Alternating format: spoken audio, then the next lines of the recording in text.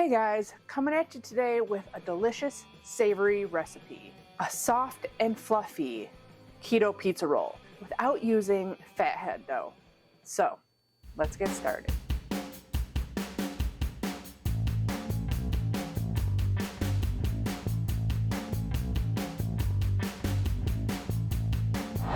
Hey everyone, welcome back. If you're new here, thanks for joining me. My name's Alycia and I'm a pastry chef with a sweet tooth. And I'm here to show you all the tips and tricks on how to make the best keto recipes possible. So if you enjoyed these recipes, please hit the subscribe button down there, give the video a thumbs up, leave me a comment, and share with all your friends and family. It all helps my channel grow and to bring you new keto recipes every Saturday. Okay, so I'm going to put this out there for those watching who may not have watched my other videos. I have over 250 videos on my channel, a lot with life updates and stuff like that, and kind of explaining my background of being a pastry chef and a chef. But I'm not like a lot of other YouTubers that just follow trends and try to just produce recipes that are, trending right now. And I know it's probably to my detriment because I'm not, growing like I should. But I don't like putting out recipes just to put out recipes. I need my recipes to be the best I can possibly make. And what I believe at the time is my best is what I put out to you guys. So I have not put out a pizza crust recipe because if you do know me, I live in Buffalo, New York. We just got a Domino's back in town. We haven't had one since I was a teenager. So like 20 years. We haven't had a Domino's pizza, and I've never had Domino's pizza. That's how Buffalo is. Buffalo has a lot of great local small business pizzerias, and that's what I know and love. I've probably made over 40 experiments with pizza crust since 2020, and none of them are up to my standards of pizza crust because I'm looking for the Buffalo pizza crust. If you're from anywhere around here or have visited, you know what I'm talking about. It's not thin crust like New York City, completely different crust. It's kind of soft and fluffy, medium thickness. It is like chewy and just delicious. So that's what I'm striving for when I make my pizza crust, which is why I have not put out a pizza crust recipe yet.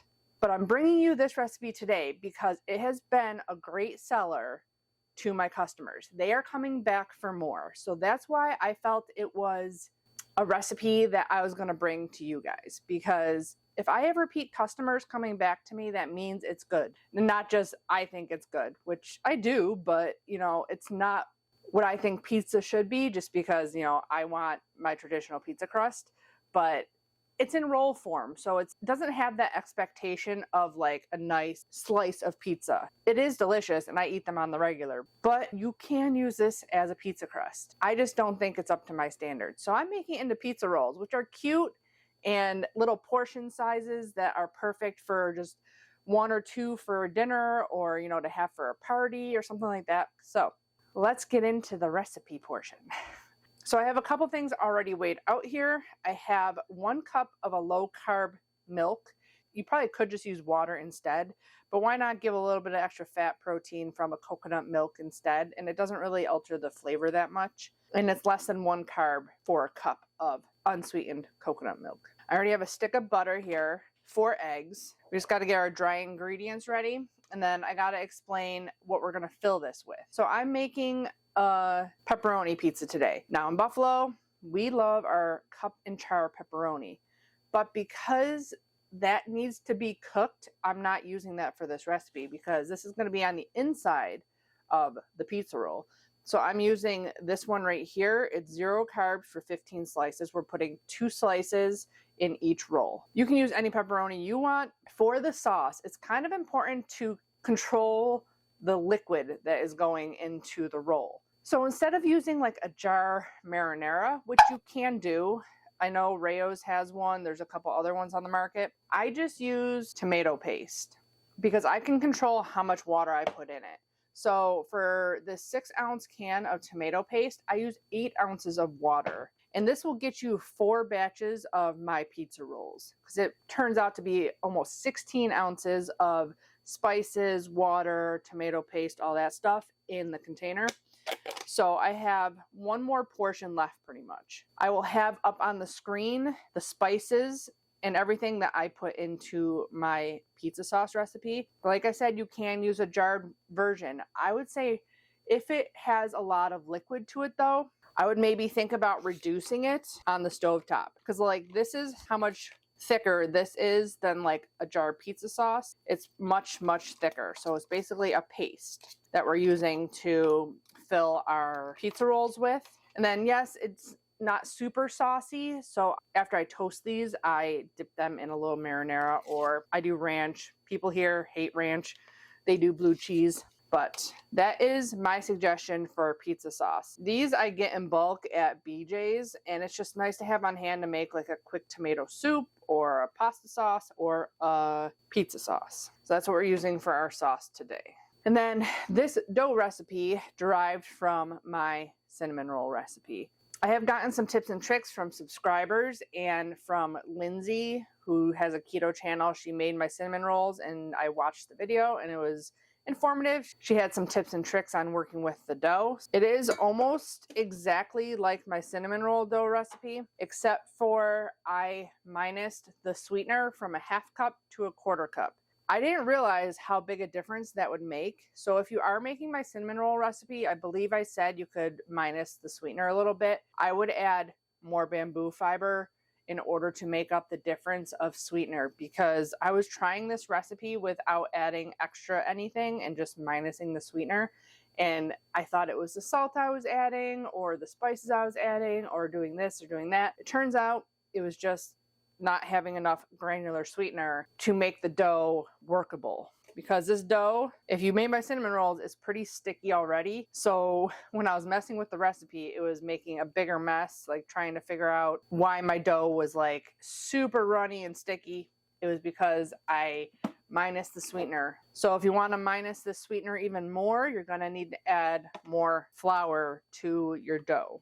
So 48 grams or a quarter cup, which normally in a pizza dough recipe, there usually is sugar. This doesn't really make it that sweet. To that, we're adding 4 eggs. These should be room temperature. Mine are not because they just came out of the refrigerator not too long ago. I'm going to put a little bit of warm water in these just to keep our dough all kind of warm, because we're adding in warm milk and warm butter. We want the eggs kind of warm too. While those are soaking, we're going to get on to our milk. So this is an optional step here. I add yeast and I bloom it. I feel like just adding like the dry yeast to the ingredients, even though we're not proofing this, doesn't add a lot of yeast flavor. I feel like you get the smell and the taste of yeast when you bloom it. So I'm not going to skip this step, even though we're not proofing these pizza rolls. So I'm going to heat this up between 100 and 110 degrees. Thanks to some subscribers' comments, I'm keeping my yeast in the freezer now because I worry it's going to lack effectiveness now because I'm not super busy. So that's a good tip if you don't go through your active dry yeast very fast. I've also done my cinnamon rolls with the instant and it has worked perfectly fine. So I said I'm not proofing these. I will show you pictures side by side of proofed and unproofed pizza roll dough. I don't think it adds a lot to the dough, and it just takes an extra hour of time, so it is doable. I just don't know if the payoff is worth the time, especially because you lose your definition of your rolls when you proof them. And I'll do a little taste test at the end. I have a couple pizza rolls that I proofed, so we'll taste those compared to the ones that we're going to make today that aren't going to be proofed. 119, which is too high, so we're going to add our inulin, but keep an eye on it until it gets to 110 or below. So 2 teaspoons or 6 grams. I always weigh everything because a lot of times you get different measurements. Usually putting the inulin in there brings down the temperature a little bit, and yeah, we're down to 112. So just another second on that, and we can add 9 grams or supposed to be 2 1/4 teaspoons of yeast. Now to get that to bloom, I usually put it in my proofer just because it's really cold in here. Otherwise, it'll just take a really long time. Our eggs are nice and warm now. I add those into the bowl. When your eggs are warm, the egg tends to slip out of the shell more and you get less like goop in your eggshells left that you gotta scrape.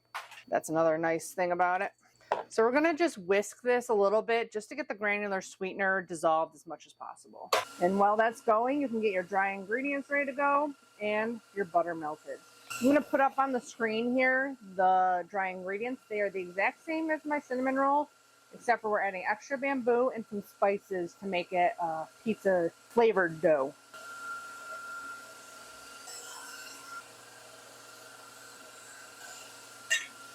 Sweetener's already dissolved in there with the egg. Only 30 grams of coconut, which I've been told, and I have tested a couple times, you can replace the coconut with more bamboo fiber. But there's not a lot in here, and I feel like it gives a little bit more structure than bamboo fiber, personally.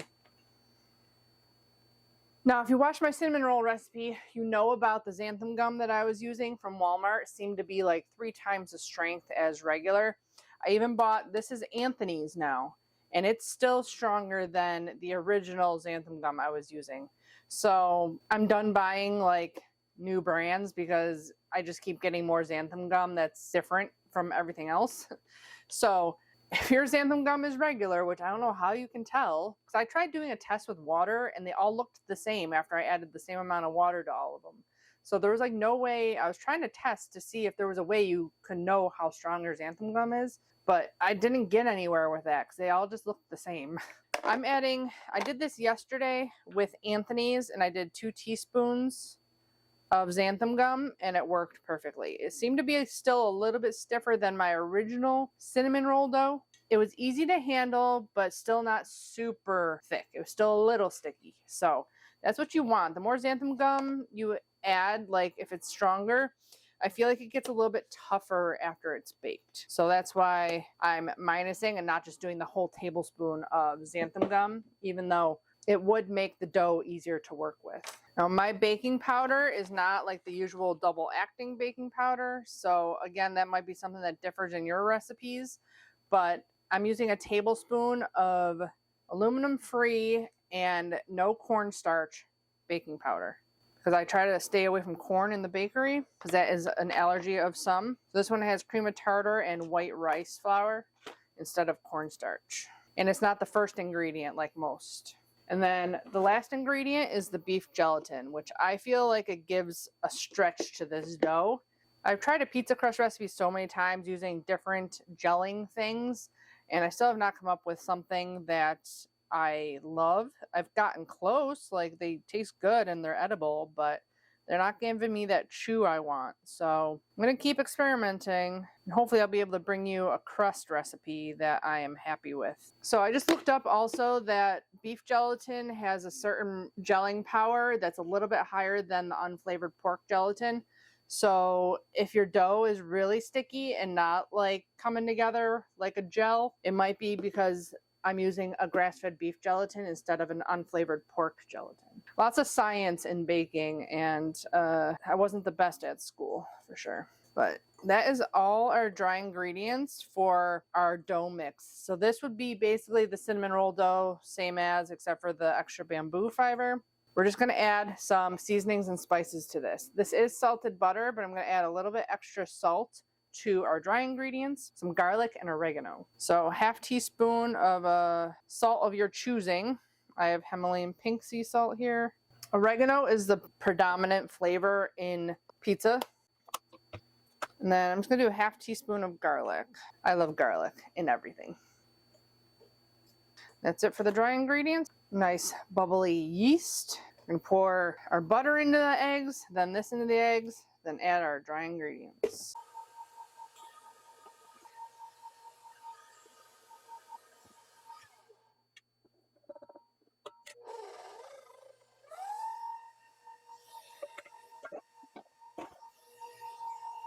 After the initial mix, give a scrape, then beat it until it's nice and lump-free and well combined. It smells like pizza dough in here.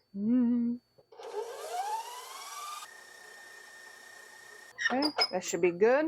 Nice and sticky. As it sits, it will get even thicker. So we're going to get our station cleaned up and ready to get this rolling out while it chills and gets more hydrated. Okay, another suggestion from a subscriber was, not suggestion, but what he did for the cinnamon roll dough was use a silk pat. So I did this on my cinnamon roll recipe, but I didn't oil it thinking it wouldn't stick. It still did. So use this as a tool, but you still have to oil it. At least mine you do. So I'm using the silk pat instead of a piece of oiled parchment paper, but you can just use parchment paper, but I like the fact that I saved 2 pieces of parchment paper and only had to clean an extra silk pat. I gave this a little stir. It definitely is a lot thicker than it was when it first came off. Pour it out onto your silk pat. Now in the video, I did a rolling pin and oil on top, which you can do. It works. But I was doing something even easier the other day. And when I did more test yesterday, make sure you get all your dough out. I was just spreading it out with my spatula. And then at the very end, giving it a little like pat out just to make sure it was like the right thickness all the way around. Lindsay used a bench scraper, which is also a good tool to use, but I'm already dirtying this, so I figure might as well just use the same thing. So it's pretty much where it needs to be like size-wise, but like it's a little bit thicker in some spots. So that's when I go in with my hand and like kind of even it out a little bit. But you can keep going with the spatula too. I just find it's a little bit more difficult to get it smooth and even with the spatula. Again, you got to oil your hands though, and the top of it to get it to not stick. Lindsay also mentioned not touching it for very long, which is also true.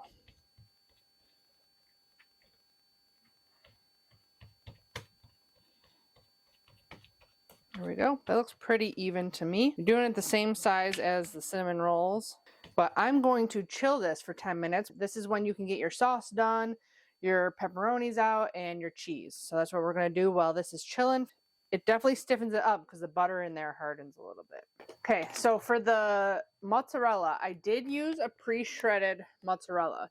You can shred your own, but I tried that and it was really hard to do. You can freeze it for a little while and then shred it, which would probably be a lot easier. That's what a lot of people said.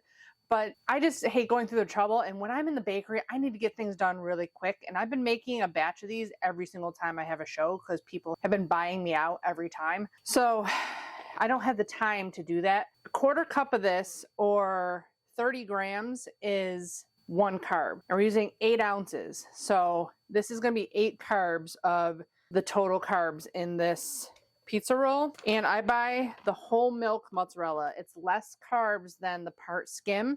And I feel like it gives, I mean, of course, whole fat is better than the skim. And that works in this recipe is awesome because I thought I was going to have to use the part skim because I know in fathead dough you have to use the part skim and I don't like having to use that if I don't have to. And I probably only have 8 ounces left because I've made a lot of batches of this. Testing for you guys too, because like I've been making this for several months now, but I've been testing it and trying to perfect it for the last couple of months also. Like they were all good enough to sell, but I wasn't confident enough to bring you a recipe with them because they still needed tweaking. Like I said, I couldn't figure out the whole extra flour thing for a while just because of the sweetener. Pain in the butt sometimes. And then for the pepperoni, this you can do a couple different ways. You can just top the pizza rolls before they go into the oven, or you can cut them up and put them in and on top, or just in, whatever you want. I tried this a bunch of different ways though.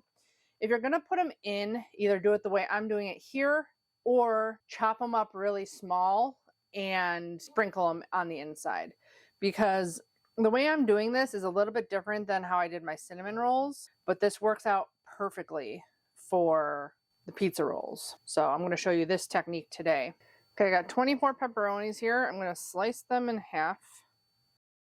I'm also going to preheat my oven to 375 because once these are rolled, they're going into the oven. Okay, that's all our ingredients ready to go. Okay, time to get our pizza dough out. So at this point, you could just top it and bake it like this.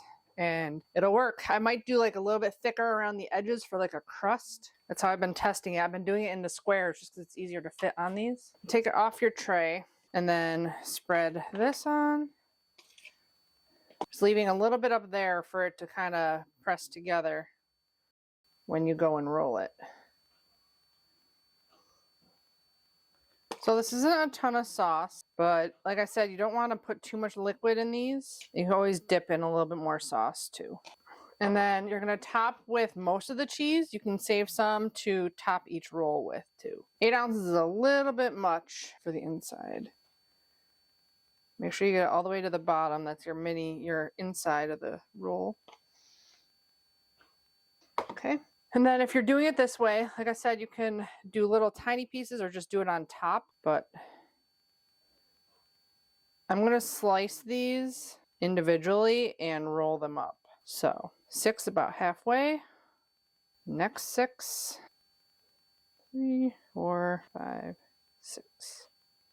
And then you're doing so all the way up to the top like that. So if you're doing my cinnamon rolls, you can just roll them and I actually used some like string I had because I don't have dental floss. We use dental picks. So I never have dental floss on hand. But you can use dental floss also to cut your rolls. I'm doing it this way. I did try doing this that way. But because of the cheese, it makes it harder to cut that way. And just rolling and cutting with a knife didn't work very well either. So that's why I'm doing it this way this time. And these turn out so good. Like they look perfect. I love everything so symmetrical and perfect too. I'm a little OCD in that way. There we go. Now, before we cut, I'm going to talk about different ways you can do this. So I just bought these pans. They make them look so cute and perfect. I have not like tried them yet, like how texture-wise they are, but the way my customers have been buying them is just baked on a sheet tray, but they don't keep their shape. They kind of flatten out.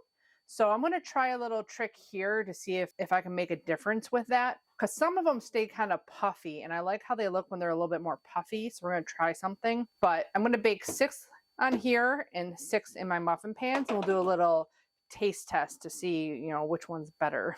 I'm going to cut this right down along the pepperoni. Then just go and start rolling it. I did spray this. They were coming out fine unsprayed, but just to be safe, I figure we should probably spray them. But they look so cute. They like go perfectly in these, and then they get baked. Sprinkle a little bit of cheese on top. They look so cute. I did try using my roller on this. It didn't work very well, so that's why I'm using a knife. If you have just a single pizza cutter, that would probably work really good for this. I don't have one down here, and the one upstairs is contaminated with gluten, so I can't use it down here. We're going to put one on our sheet tray, and then I'm just going to speed through this and finish up all these, because you get the idea. You can even add more pepperoni to the middle, I think, if you wanted to. Oh, and I wanted to say, you can add so many different things to this, but I would do the basic first to get a feel for your dough and everything, and then start experimenting with like adding stuff to the dough, adding different fillings and stuff like that. So they tend to flatten out like this. So I'm wondering if I can like give a little smush like that, and maybe they'll turn out a little bit better, like more puffed up and round. Guess we'll see.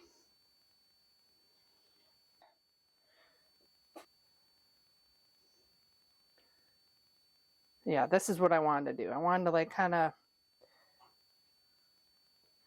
push that out a little bit. Okay, we'll be back when we're almost to the end of doing these. We're going to get them into the oven. Okay, we're rolling our last 2, and our oven just got to temperature. Perfect timing.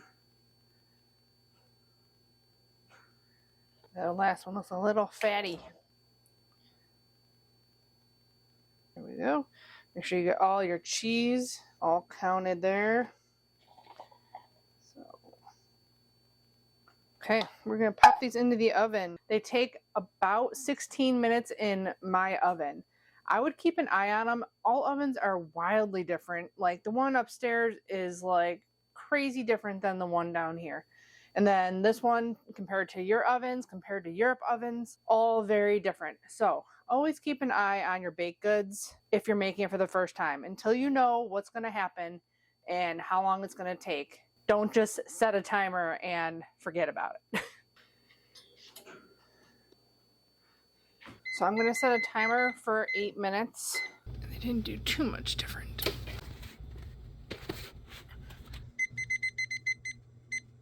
They've been in for 16. I'm going to set it for 1 more minute and keep an eye on them. I just want them golden brown on the top and nice and soft still in the middle. The ones not in the muffin tins are done. They're nice and soft, but they're golden brown all around. These turned out much more symmetrical doing the little squish down, because this is what they looked like before. They're like, they just kind of came out all willy-nilly. They didn't like all look the same like this. So it's definitely good to give them a little smush, and they come out perfectly like this. So I'm going to set these aside to cool. I'm going to set the timer for 1 more minute for the ones in the muffin pans. But while those are going, you can also do these in like a 9x13, just like my cinnamon roll recipe. This is, I broke this open to see the crumb, but this one was proofed in a pan, like all together. This one was unproofed. So we're gonna see if they're different inside. See if these are done. I think they need a little bit more time. They're super soft and I think they're done, but I want them brown. Just a little bit more. Once these are cool enough, we'll be back to try them. Okay, they're nice and golden brown, super soft.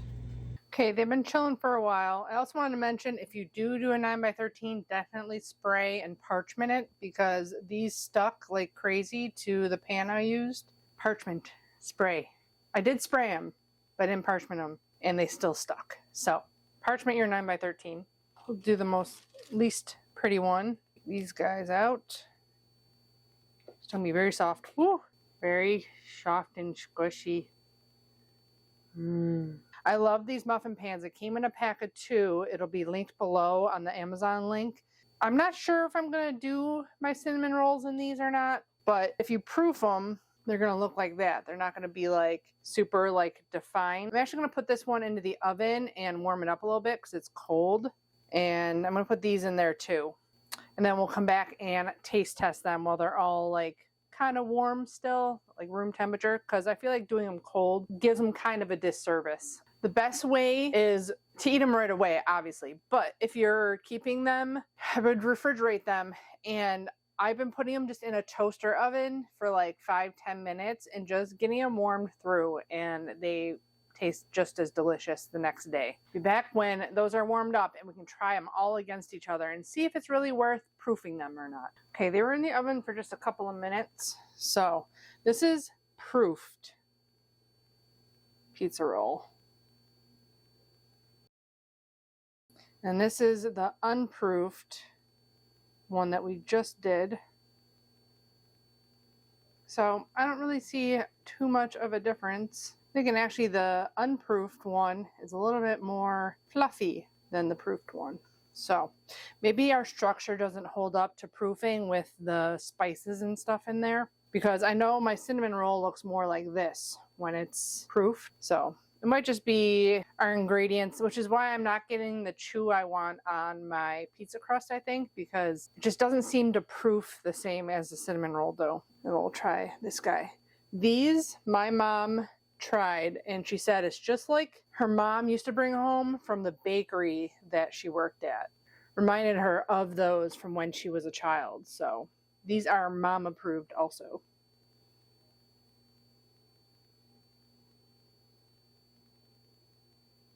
So they got a good rip to them, and give them a try. They are delicious. These are what I've been eating for lunch when I'm at my vendor shows. They are better warm and warmed up, but they'll do in a pinch for like a lunch on the go. They're really good. They're just soft, and got the pepperoni in there. They're just super, super soft. Soft and fluffy. I think I prefer the texture of these over the rolls. Thing is, my customers are used to the rolls, so I don't know if I should start doing them in the muffin tins. I think I should. They're more soft because I feel like they stayed together a little bit more. They're like super soft. That is delicious. Try this one. This is the proofed one.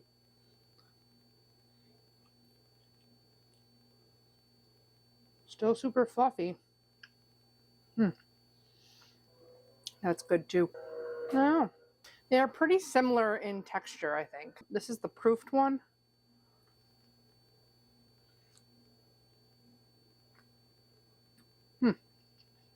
So the proofed one tastes a little bit more like pizza dough than the unproofed one. But we're not technically going for pizza dough here because pizza dough is more chewy and like thin and whatnot. So do you need to proof it?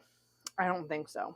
But I think activating the yeast and getting it all bubbly definitely helps give a good flavor to your dough. So there are a lot of options here. You can even do them in a 9x13, which is, this is how it would turn out if you don't proof it in a 9x13.